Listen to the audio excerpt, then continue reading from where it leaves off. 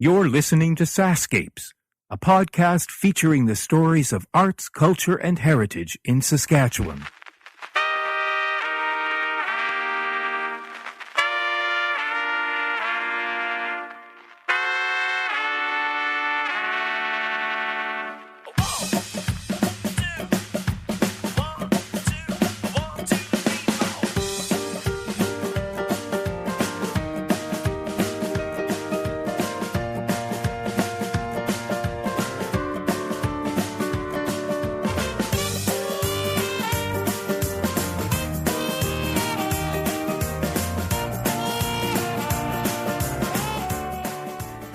I'm Kevin Power.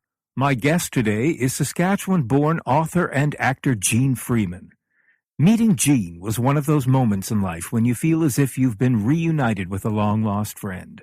We spent some time together before recording the podcast, and I'm still feeling the effects of a great deal of laughter. Jean is, above all, a storyteller, a very funny storyteller. Jean could spin a story about a napkin on a floor. In fact, she all but did when we had lunch together. There was a napkin on the floor, and on our way out, Jean moved that napkin with her cane and made an event out of the entire moment. A short story to follow, I'm sure. I've made a new friend with someone, and I feel I've known her forever. My challenge was to remain composed, but know this, I was exercising a great deal of restraint and trying not to fall off my chair laughing. The title of this podcast could easily be Sliding In Sideways. Well, have a listen. You'll see what I mean. Jean Freeman, every once in a while, the universe conspires to bring two people together for a very good reason, and today is one of those reasons. I can't tell you how happy I am to meet you and to have you as podcast #1 guest. So thank you for joining me. I think that's marvelous, Kevin. Thank you so much for looking on it at that. I mean, I could be the guinea pig in the experiment here. Perhaps the canary in the coal mine. No, I'm just the first of many, many, many guests that are going to be part of your podcast. Well, in a way, we're all really guinea pigs in our own experience of life, aren't we? True. Going around on the treadmill. True. Trying to find our way. And to do something positive while we're just running in circles. Yeah. Right. So let's start at the beginning of your positive contribution. That far back, yes. All right, start at the beginning. A very good place to start. It is to quote Roger Smith. Exactly. This is when we break into our musical into podcast. Song, exactly. Right. So I'd like to go back to your being born in Weyburn, Saskatchewan. And I don't remember much about that day, if that's what you're looking at. No, all right, okay. No, we don't need to go into the labor pains, but I'm wondering, in the time in which you grew up, what it was like living in small town Weyburn, Saskatchewan. Well, as far as I've been concerned, in the 80 years since it happened, it was the best of all possible times and the best of all possible places. Now, having said that, you have to recognize, too, that it was just on the, not even the shank end of the Depression. 1934 was not a propitious time for anybody to be born. And Weyburn, Saskatchewan, although it was in a wheat area, and it was not, it was Dust Bowl, it was not a prosperous time, but it was a good time. I was never conscious of things that I couldn't do, couldn't be, couldn't attempt. And so consequently, I came on books early, and my parents did not buy books. We didn't have a lot of money for things like books, but we had the newspaper. My mother read the funny strips to me every night faithfully, and they set a high quota on education, and they felt that education was really a good thing to have. And so, although university was never held out as a promise thing, it didn't say, well, when you go to university, when you become a doctor, nobody ever set any goals or any limits on what I was doing. So I read books. I hung out at the library with Mrs. Griffin, who was probably about she was younger than I am now. But for me, of course, she was 4 years older than everyone. Right. And but I got to look at all the books. I got to read the books. but I never realized at the time that people wrote books. I thought they were all written by dead people.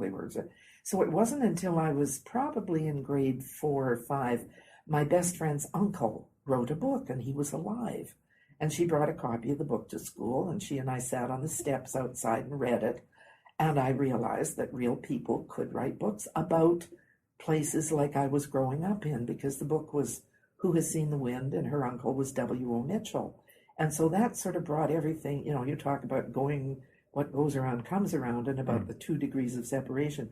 That was for me how it all got started, the whole thing about books and writing and creating, and because it was about the same time that I used to bring the kids from the neighborhood in, and we would have, the way children always do, we would play. And I said, Kevin, you're going to be the daddy, and you take the teddy bear, and that's the baby, and when you come home from work, you put the baby on the table, and your wife is making, and that was my start as a director. And then I found out that I could actually I'd say, Kevin, you're going to come in and say, Mary, I'm home. And that was when I started realizing that people wrote lines for people in plays. So, it all sort of slid sideways into place. And people did what you told them to do. And they did what I told them to, which was a real feeling of power. Up until I had children, it was sort of the most powerful thing that I about creating, because with a play, with things that you could write the script, you could decide how the ending was going to be, you could decide what was going to happen, and people had to do what you told them to, which was always a good thing.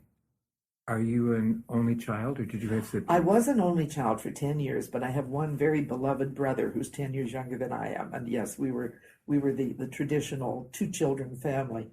And did he play a part in, or perhaps because he was younger than you, did you have an artistic influence on him? I don't know. I think he turned out very well in spite of everything. He promises me every so often. I bring up the story about when he was little and I was babysitting him and he was misbehaving. And he was an adorable child because he had one of those big sausage curls in the middle of his forehead. And our mother always dressed him nicely. He was always a sweetheart. But he was misbehaving and I shook him and made him cry. And I remember distinctly this little 3-year-old standing there and saying, Jeannie, don't be mean to me. Now, he insists that this never happened, and he did not hold it against me, and he has spent the subsequent 70 years, forgiving me. But he went into totally different lines of work. He became a social worker. He helps people, which is a wonderful, wonderful thing. Has 2 marvelous sons and 2 great-grandchildren, and so we sort of diverged, but we still had that Weyburn upbringing and that prairie sensibility, I guess. So apart from the librarian of Weyburn, can you think of other people that inspired you? Were there actors that came through town? Was there a theater? Well, there was a thing at that time.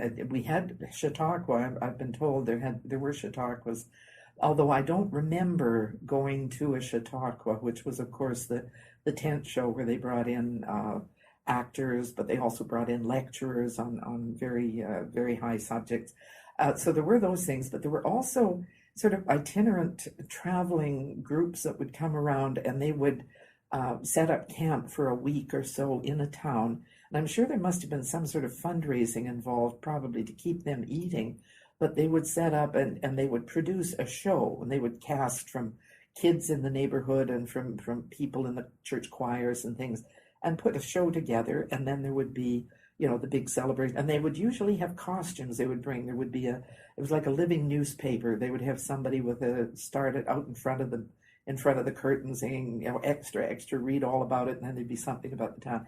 So we had things like that, but it wasn't until I was in high school that I was blessed to have a teacher. She actually was the English and Latin teacher who had a thing for theater, and her name was Andrea Eckel, actually, and she took summer classes in Regina at the Saskatchewan in Fort Capel, Saskatchewan Summer School of the Arts. And there was a couple, the Jameses, Mr. and Mrs. Burton James, who came from Seattle, Washington, and they taught summer classes. They had been at Banff, and they were professional theater people. And she came back and said, it's this wonderful, wonderful couple, and this is what they were doing. And so we started creating our own plays in high school. And we actually went to the drama festival in Saskatchewan. We came one year and took part in the drama festival because we had created a play called Storm. Now you've got to remember this is 1951, 1950, and it was about drugs in high school. If you remember, that's a long time ago before drugs became kind of au courant.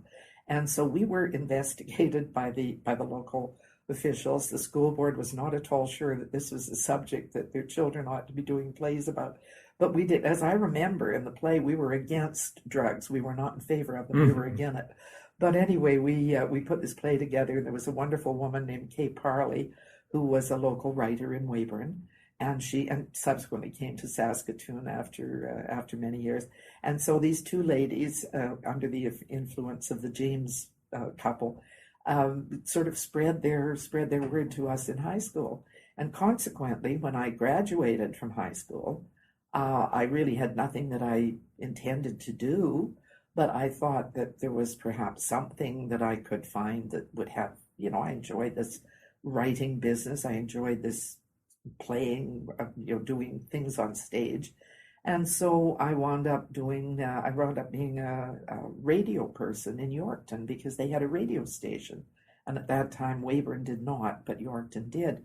So I became a continuity writer for radio. And of course, that meant you got to do everything because it was a small town radio station and they signed off at midnight, which meant if you worked there, you could play with the equipment until 6 a.m. when they signed on again. Right. And did you have the opportunity to do any announcing at that time? Oh, yes, because we got to, we wrote our plays, we announced, we learned how to operate the turntables and play the records and do all the things. And we would do off air. And so that sort of gave me the requisite hours of performance and practice. And then when I eventually moved on, then I came into Regina and went into first radio there and then television. And because it was the beginning of CKCK television 60 years ago, they first went on the air. And it was, again, the biggest sandbox in town because we got to invent things. Nobody had ever said to us, oh, you can't do that because you don't have the budget, you don't have the equipment, you don't have the training, you don't have the experience. So we just did everything we wanted to. And it turned out pretty well. So that was the transition. You went from there to Regina. Yeah. Has that always been the plan that you well, no, it's just as I keep saying, I sort of slid sideways into things because there was a point shortly after I had left high school and when I was just getting started in radio, a friend of mine whom I had grown up with in Weyburn was going to drama school. She was going to London, to England to learn to be an actress. And I thought that sounded pretty neat. So I took they come through, the people from the big companies come through Saskatchewan from time to time to audition kids. And I did audition for RADA, for the Royal Academy of Dramatic Arts, and I was accepted. And then at the age of 18 or 19, I was faced with a great dilemma because I didn't have any money. My parents didn't have any money. I'd never been out of Saskatchewan. I'd certainly never been to another country. And I had no idea what I would do. So my friend, who happened to be Shirley Douglas, she went on and she did very well for herself going to London, becoming an actress. But for me, I decided that television was probably the next best thing. So that's how I went to CK Television in Regina and again helped. They had a little theater group in Regina, joined that, got into that. And that was sort of how the transition began into the performance end of things. So there was never a time when you thought, what else would I do if I weren't involved in some kind of creative field? You hadn't considered other things? I don't think I've ever thought of that. No, I just always thought that whatever else I did would be in addition to whatever it was I was doing. If I was performing in a little theater, if I was doing plays, I would still have a day job where I could make money and eat. If I was doing those things, I was still writing because usually I was writing. I worked for I worked for television, but I also worked for the Saskatchewan Arts Board. I was a writer. I was a PR person for them. And then I worked for SaskTel. I was one of the founders or one of the first employees for Cable Regina, which is now Access Communications. And so I have a tendency, I like to start things. I like to put people together. If I see Kevin Power and I think you should meet so-and-so because, and then put the two of you together and then see what you do. As long as I don't have to do the heavy lifting, I let you two carry on and do what you will. So things have sort of went in that direction when I got into the beginning of the television on stage kind of thing. And it was about that time that that the first movie, the first intimation of movies and things began to happen. Jean, tell me the number that's on your actor card. My actor card is number S10, which stands for Saskatchewan 10. I think actor in Saskatchewan was the 10th place to have actor. 00001. And tell me the story behind being number one. Again, I slid sideways into it. I was working at CBC at the time. I was on air on CBC Radio and did a program called Matinee Comment. It was in the days when people like Peter Zosky had Matinee national program, which had local cut-ins. There were 15 minutes a day from each of the regions, and so they had regional broadcasters, which I was in Saskatchewan. And so we got to do that, and by virtue of being on air with CBC, we were eligible to join ACTRA, the Performers Union. And I thought it sounded like a wonderful thing because, they were looking out for things like working hours, things like opportunities, things like fair payment and details of contracts. And I thought it sounded wonderful. And I thought, I want to be part of this. So we had an organizing meeting where they had someone who came in and talked to us about what ACTRA was and what it could do and what they'd like from us. And then at the end, they said, now we've got a sign-up sheet here. If you'd like to become part of the union, please do that. Well, I happened to be sitting at the front of the room, and so I stood up and I went and signed. I angled Beatty Martin out. I think Beatty was number 2. And so we, over the years, they've made a lot of the fact that I was the first, but it was only because of the seating arrangement. It wasn't any virtue that got me there or even hard work. And you've been acknowledged this year as Woman of the Year. I was, which is a very, very, as I say, it was unsought and unexpected and most appreciated. And an award that you share with Shirley. With Shirley Douglas, my old friend Shirley Douglas. Shirley was the first Woman of the Year for ACTRA. That was 5 years ago, and of course been 4 other marvelous women since, with Mary. My mind is going blank. Yes, the Amazon warrior who's just taking on Rob Ford at the moment. Anyway, yes, it was unexpected, unasked for, uncalled for, and most appreciated. I do appreciate it. Mary Walsh. Mary Walsh, thank you. The beloved yes. icon, Mary Walsh. It's been a big year from you. You earlier this month won the top publishing prize of the Saskatchewan Book Awards for Fist Upon a Star, a memoir of love, theater, and escape from McCarthyism, about your friend Florence Bean James. Yes. Tell me the influence Florence had on your life. Well, she had a profound effect. If you go back to my story about my first introduction to professional theater or through theater in general, my teacher at high school was one of the students who had taken classes from Florence and her husband when they were teaching at the summer school, and also when they'd been teaching in Banff. And so I had heard about them and about the work they did.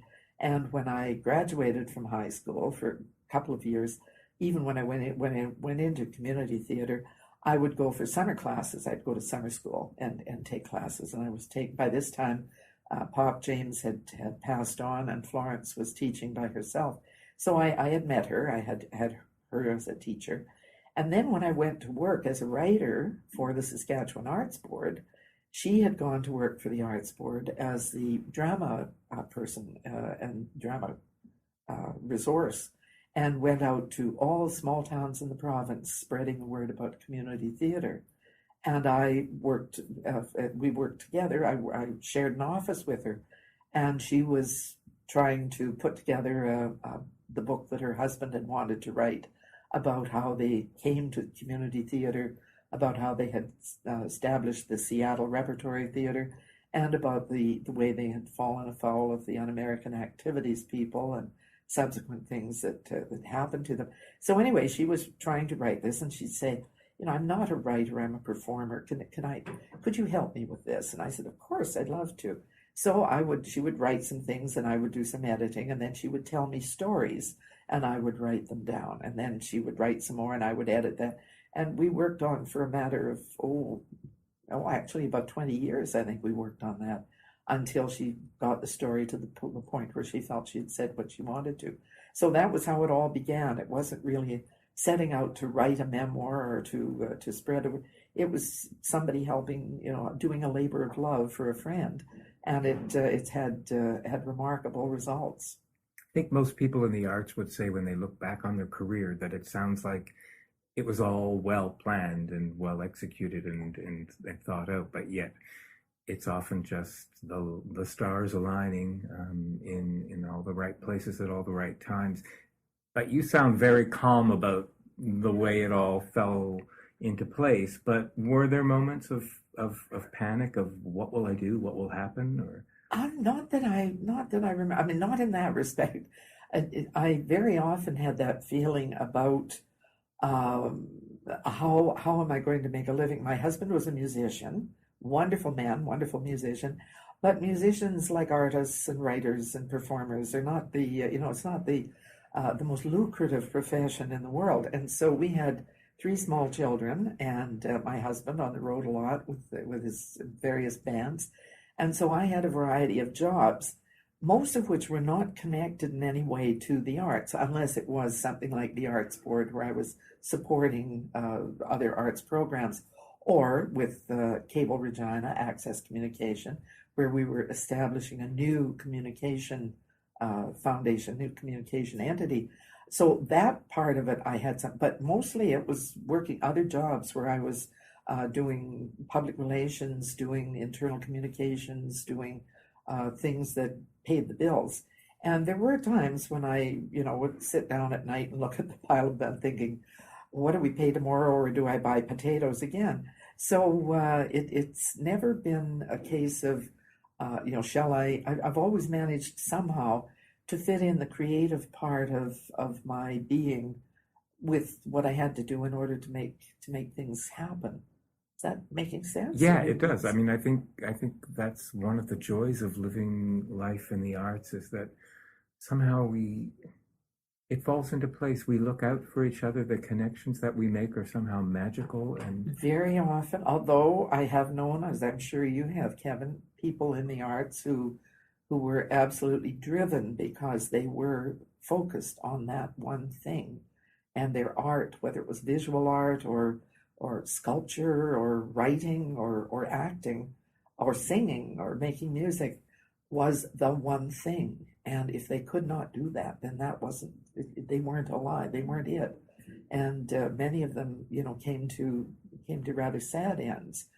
Thank God I've never been faced with that problem. I've never had the highs. I've never had the alpine heights of creativity, I guess you'd call it. But I haven't had the lows either, which has been great. I've always had, I'm quite happy with community theater. I'm quite happy with corner gas rather than, orphan black. And so it's been something that has worked for me, but it wouldn't work for everybody. So you've merrily tripped over a small little credit of yours as Fitzy's grandmother in. I was trying to sneak everything in. No, it was on my next list of how that transition came. But I would certainly, if I were you, I would put that in the highs category. I would too. Yeah. How did that happen? Well, that's as high as I would like to go. It was purely by accident, because I had an agent in Edmonton who had been representing me as an ACTRA member, as a performer, for commercials, for the odd commercial. And at that time, there wasn't all that much film activity in Saskatchewan, although it was picking up. We're talking, back 20 years ago. And so it was getting a little, but it really wasn't enough to warrant having an agent. But she called and said they're doing a pilot for a series and they'd like you to. They've had a look at your resume and they'd like you to come out and do it. So I went out and I read for Emma. That was the only part they had at the time, which was, of course, Oscar's wife. And it was so funny. It was just and I thought, oh, this could be a hoot. And I read, but then I found out, well, that Janet Wright is going to play Emma. So that was fine. But then I got called and they said, would you come? We're doing, I forget which episode it was. And so I got my sides and I had a look and I had no name. I was just the mayor's grandma. And we had really funny lines. The writers were so good to Grandma, and they gave me such wonderful lines. And of course, that was the episode in which I had the line about the world's biggest hoe, because we are an agricultural community. I think that our symbol should be something of an agricultural nature, like the giant hoe. And then, of course, there was a lovely play on it where they had to try and explain to Grandma why this was not an appropriate thing. So that was fine. I did that. Well, then a little while later, I got called again. And by this time, I had a name. And I had by this time done my own backstory. I knew who she was and why her grandson was named Fitzgerald. And that my daughter, his mother, had this thing about the Kennedy family. None of which ever got into anything, but it was my story. And so by the time 6 years later, after I'd done 26 episodes, I finally got a first name. And it was the episode about the jam making competition when I stole Emma's recipe for jam, or I appropriated it. And when they made the announcement and said, and the winner is Helen, and I thought, who the hell is, and then everybody else said, who the hell is Helen? And that was me. So it was wonderful. It became sort of a full arc, but it was not necessarily the arc that I expected. But it was great fun. And of course, it was like people said after the show had closed, they said, after 109 episodes in 6 years, what was it like, what are you doing now? And I said, well, pretty much the same as what I did before, which was you get together every summer for a few days. It's like summer camp. You go to summer camp with your friends and you see the people you haven't seen for a year and you have a good time and you have, a few laughs and then you go home and you do whatever it was you were doing before. So it was one of those, as Brent Butt, brilliant Brent Butt said, it's like lightning in a bottle. You never know where it's going to happen. And when you get it, you catch it and hold on to it. And that's exactly what it was. I was so lucky to be in the right place at the right time. I'm trying to maintain a sense of composure, but for everyone who can't see us, I am really trying to hold myself in from falling apart with laughter. It is impossible to talk to you about your life without laughing hysterically. Oh, I'm glad that I'm bringing that sense to our conversation. I was afraid it was going to be really dull. No, you are. What occurs to me is that you were very groundbreaking as far as a female in this business. I think that you are a great champion for women in the arts. How do you feel about roles for women who have matured in years? That's so delicate. Kevin. That's interesting. Well, certainly, I'm an advocate for women doing anything women want to do, and that certainly goes in film, in television, in performance on stage, and writers. Some of the best writers, current and past, are women, and also performers. There is there has been a certain bias that has happened for a long time over the years about women and their roles in a whole variety of things, not just in performance. But the fact that after, broadcasting, for example, television is a good example, the news programs, what is a woman's role, or what should a woman's role be in the news gathering process. We have a lot of women who are extremely good reporters, have been for years, and they would go out, find the stories, get the facts, get the details, do the interviews, those things. And then it was the sort of pretty little thing that was 20 years old, who, and I don't mean to sound ageist, but I am, who would then be on air because that was what people wanted to look at. Well, if you look at least Canadian broadcasting at the moment, we have some women of mature years who are on national news, who do the reporting and do a hell of a good job of it. And the same thing goes for television performance, drama, comedy, and those. I mean, look at Betty White at the age of 80 plus, 90 something, and she's still going strong. Now, this takes a lot on the part of the performer, but there are women out there, just like there are men of that age out there who are capable of doing the job, but it requires a lot of support from the industry, because you have to have people who say, okay, well, yeah, we will make the scenes shorter so there aren't so many lines to learn. We will arrange things in such a way that the lines are easier to remember, or that in some ways accommodate the person. It's the same way with Michael J. Fox and his disability, and the fact that he has been able to go back and carry a full series as a performer. Now, granted, I think he's just been canceled, but that's beside the point. Right. It happens to even the best of them. Right, but the fact that they were willing to make it. And the fact that they were willing to take a chance on this, and to accommodate what was needed so that he could continue to contribute. Because for every one of us, every person my age, over the age of 75, every person who has a disability, every person who is fat, every person who is skinny or funny looking or whatever, for every one of those, there are people out there, kids out there, people who are looking and saying, I could do that. Yeah, they're doing that. I could do that. Somebody said not long ago in the Actra, I think in the Actra magazine, somebody said, if our little girls particularly, but if our kids can't see something being done, then they're not going to think that they can do it either. Right. So if you see somebody performing, or somebody heading up a broadcast network who is a woman, somebody heading up a whatever who is a woman, and you're a little kid who's a little girl who's 9 years old, chances are you're going to say, gee, I guess I could do that. Yeah, I could do that. I mean, when I was little, there was no film industry in Saskatchewan.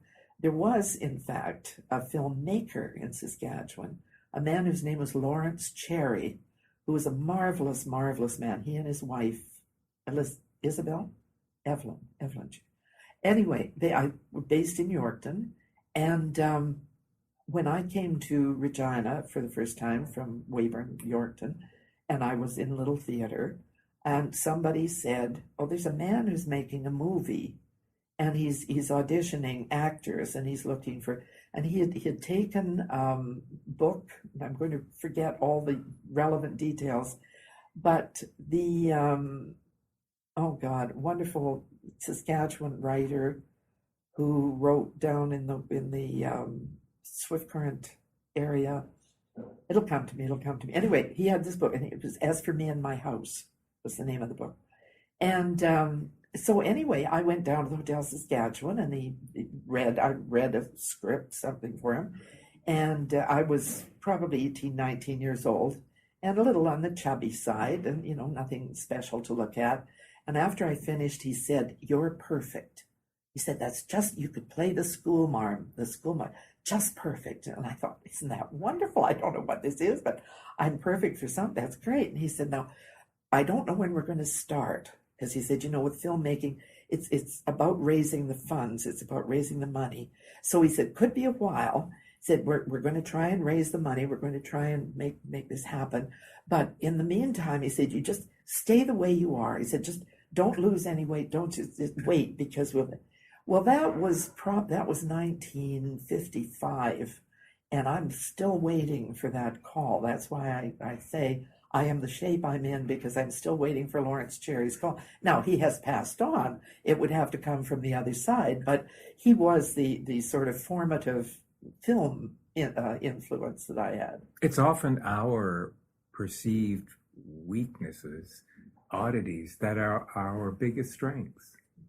And if only the industry would recognize that all the time. But when they do, it's gold. I think that's the gift of being a character actor, is that we continue to become characters as we grow. Well, as we age.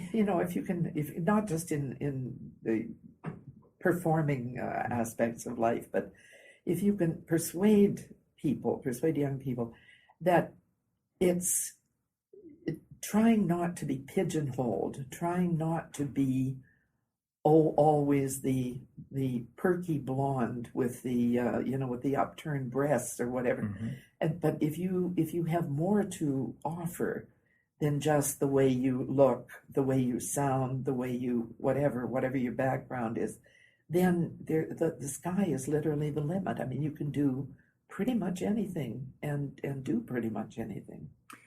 The film industry has changed radically in Saskatchewan again. Sadly, yes. What was your involvement around the time that change started to begin, which was not that long ago, just a couple of years ago? No, not that long. Coroner gas, of course, had ended, and but there were one-off films that were being produced. There were things that were happening, and people who were. We had arguably among the best crews, the best trained people backstage in the production areas of any place in Canada, and of course with Saskatchewan, if you look at the locations in Saskatchewan, they go everywhere from sand dunes and deserts to the what looks like the ocean up in the north, and this is a perfect place to produce films. So it looked as though things were really shaping up and looking pretty positive.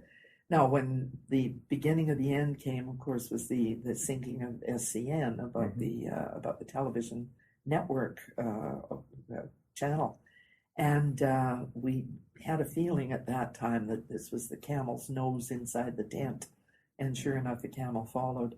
So we went out as union members, and we all joined together and protested, and we marched, and we tried to lobby and tried to get people to intervene, and of course there were theoretically measures that were taken that would, this is going to replace, and it's not really about this, it's about something else, and about this is going to reflect, and of course by the time the dust settled, nothing remained. And the people who were the not necessarily the performers, because they were pretty mobile anyway, but the crews, the people who actually made things happen, had moved on to other centers because that's where the work was. And now, I think one of my favorite stories, which is only peripherally related to what you're asking, but when they announced a little while ago, maybe just over a year ago, that they were going to produce a new series called Fargo, based on but not like the movie, and they were interviewing the producers at the time, and they said, have you decided where you're going to make this, where you're going to do the shooting? And he said, well, yeah, we're trying to decide at the moment. He said it's going to be someplace between Calgary and Winnipeg. And I wanted to get up and say, that's Regina, you silly ass. Regina's right between Calgary. Anyway, of course, what he meant was they were looking at both those centers. Winnipeg did not get it because they didn't have enough snow at the time. Calgary got it because they had lots of snow, and that was what they were looking for. But Regina would have been perfect. That would have been, just about the right spot to shoot Fargo. It will come back. I hope you're right. I hope you're right. I hope I'm right. Maybe not in our generation, Kevin, but maybe our following generation. If people hear the stories of life like yours, then we have a reason for it to come back. It's very important. What do you have to say? I know what I have to say when I'm asked this question, but what do you have to say to young artists who want to find their way in this business, no matter what the discipline, whether it be writing or acting or producing or radio, in a very challenging time in this country where work is hard for anybody. I once heard a figure skater interviewed, and he was asked the question, what would you say to, hopeful figure skaters that are training and coming up? And he said, if there's something else you'd rather do, do it. Because it's only the people who must do this, you were saying earlier, that drive, people who must do this, that survive in the business. Do you think that's true? Or do you think there's always a place, and just because you're not sure what that looks like yet, you still owe it to yourself to try? Well, I think that there are some creative people who know, and however they know it, I don't necessarily know, but they know that they must do whatever it is. I must paint. I must write poetry. I must sing. I must. So there are those people, but then there are an awful lot more, and I think I was one of them, who aren't quite sure. Maybe that's where my love lies. And I know when I was starting out and didn't know what I was going to be doing or what, one of the pieces of advice I was given was learn something you can fall back on. And in those days, it was being a secretary. If you knew how to type, and you could always, it was a movable skill. Well, today there are movable skills in technology that, if you know how to do this, then you can switch over and work there. You can get a temp job here. You don't have to be a barista. You can do something else. So yes, when you're not sure, but then also get as much experience in as many things as you can. Mm-hmm. Read a lot of stuff, particularly if you're thinking of being a writer, but just read anyway. Mm-hmm. Read what's being written.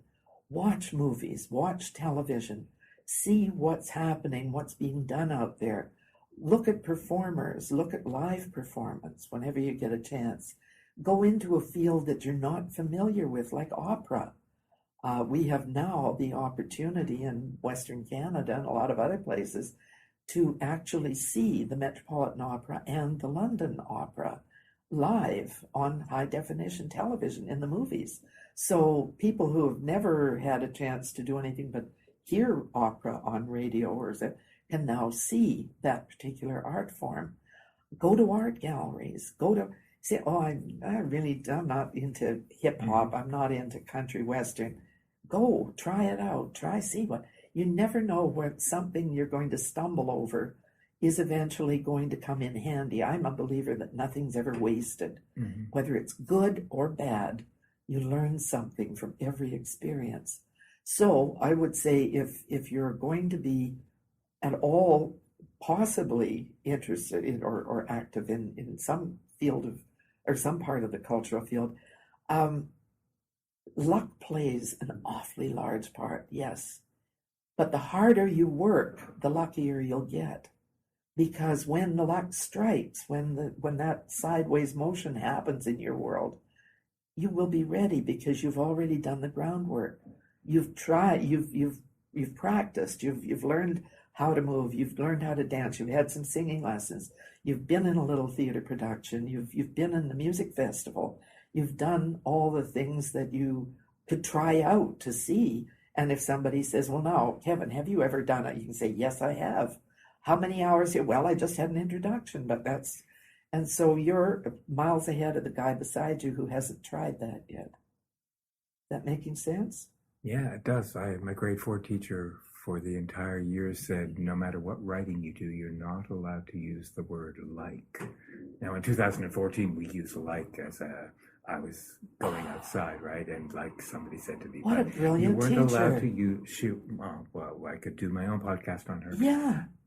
So any other word but like, how do you feel go deeper than that? And I think that being exposed to all of those art forms, at the very least, gives you a language to express how something moves you or not. Can we talk just for a moment about the influence of teachers? You mentioned your grade 4 teacher.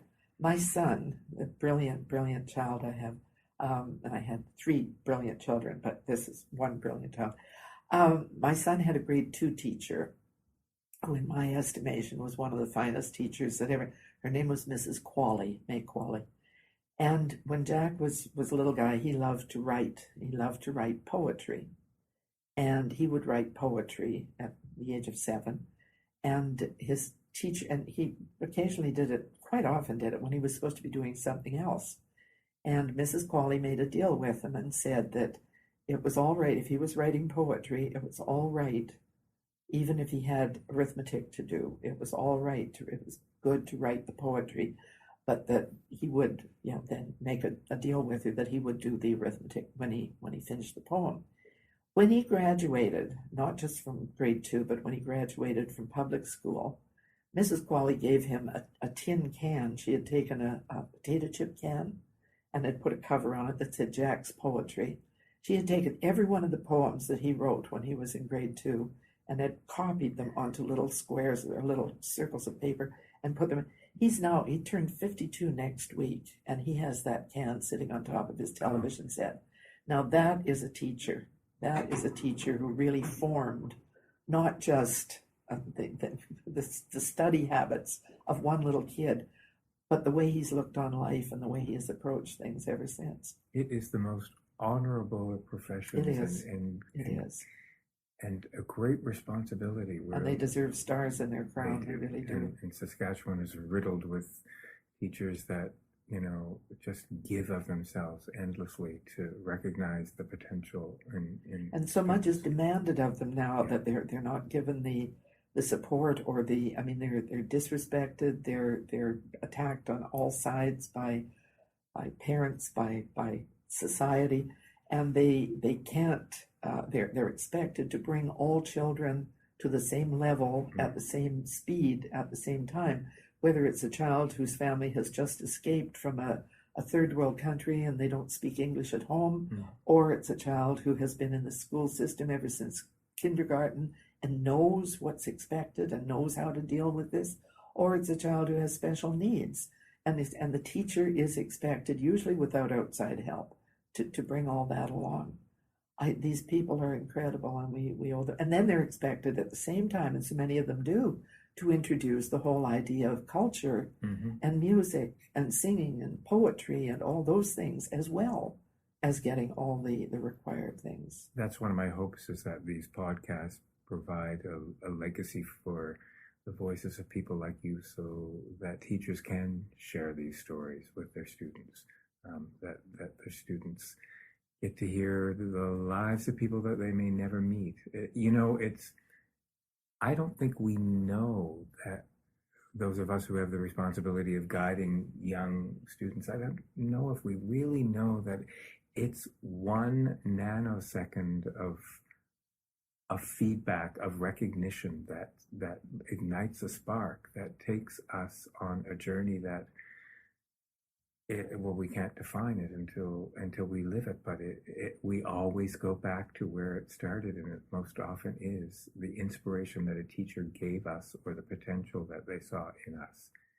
It's a great responsibility. It is, and it's so valuable, and I'm delighted that what you're doing is going to contribute to it, because anything we can do to help the teachers teach is a real blessing. But we never stop learning. So what's on Gene Freeman's bucket list?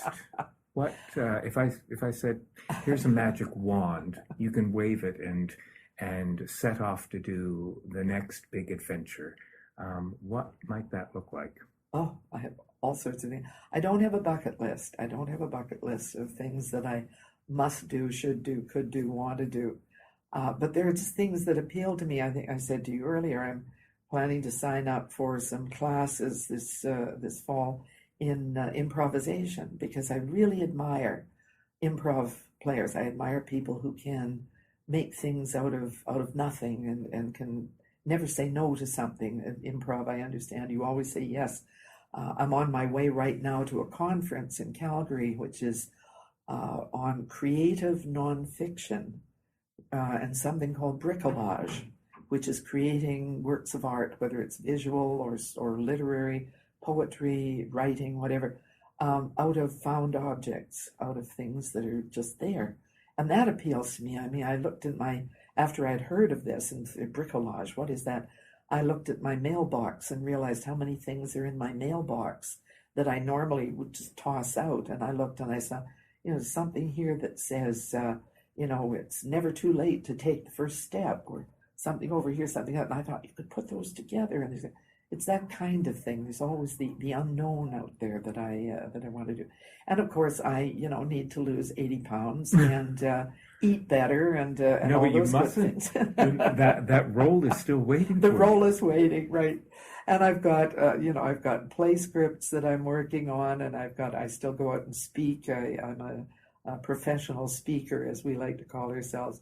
And so there's no lack of things that I really, and of course, watching all the young people that are out there doing things like yourself, who are creating and doing new things that are happening, like the Moose Jaw Arts Center with the pantomimes that are going on out there, and creating new plays and new combinations of plays. It's just there's no end of good stuff. You find possibility in everything. I do. Life is an eternal possibility. And you will slide into it sideways. I will. Every step Screaming all the way, yes. but loving it. In the very best possible way. I hope we get to continue to hear your voice. I do too. This has been a really marvelous, serendipitous event, and I do appreciate it. So thank you for letting me be number one on your hit parade. Well, you are number one on the actor card in Saskatchewan, and you're number one on my hit parade. So thank you. It's been a great privilege. Thanks for listening. The SaskScapes podcast is created by Kevin Power as part of the Culture Days Animateur program operated by Sask Culture. Funding to the cultural sector is provided through the Saskatchewan Lotteries Trust Fund for Sports, Culture, and Recreation. If you want to hear more of these podcasts, or to see the great work being done by other Sask Culture animateurs, please visit www.iheartculture.ca. Music for SaskScapes is provided by Saskatchewan-born singer-songwriter Jeffrey Straker. There is no end to the stories to be told. So, until next time,